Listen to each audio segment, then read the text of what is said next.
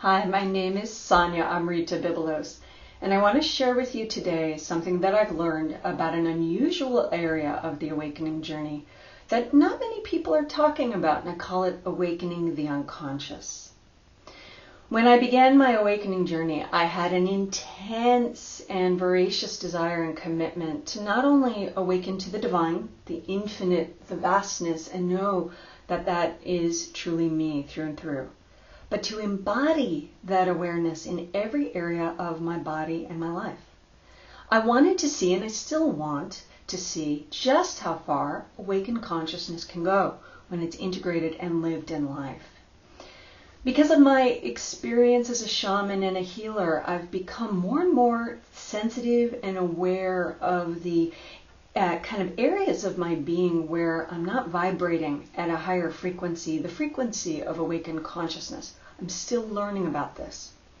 What I've found is that no matter how much awakened consciousness had penetrated my mind or my heart or my body, that I could still have these pockets of conditioning or programming that were kind of underneath what my cognitive mind would normally recognize.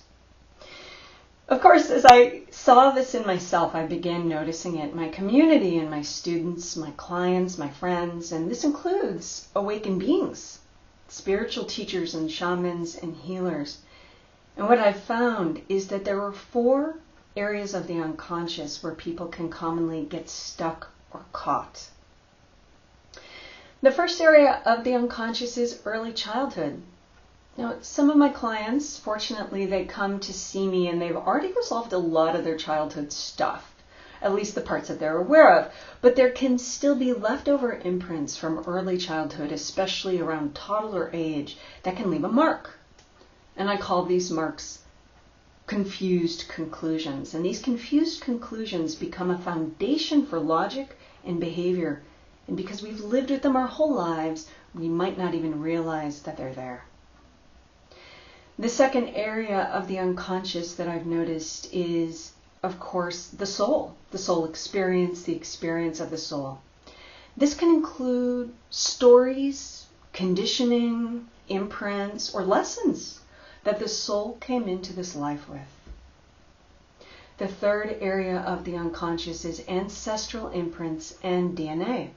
There's been some really interesting studies done recently about how we can pass on our emotional reactions through our genes and down through the generations. What I found is that when somewhere in the line someone had a powerful emotional reaction, especially related to emotional survival or physical survival or perceived survival, that old programming can get activated in us and begin to block our true evolution and our embodiment.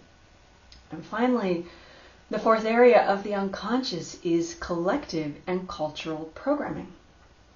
I think in some ways this is one of the most deceptive. I call this category the assumptions before the assumptions. It's the assumptions that we don't even realize we make about how human life just is.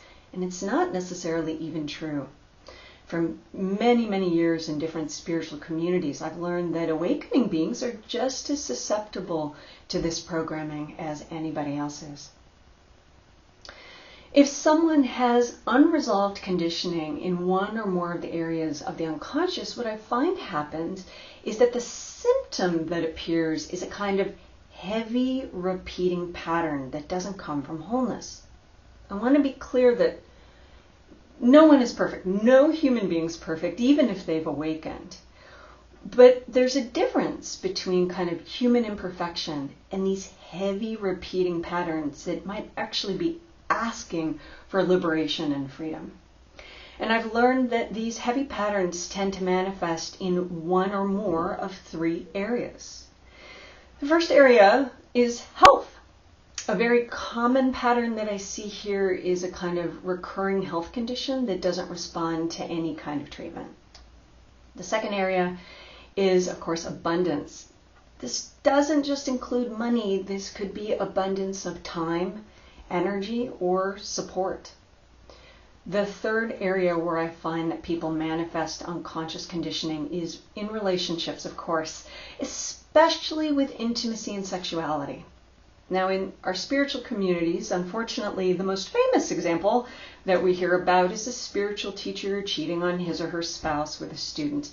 But of course, it can manifest in a lot of different forms.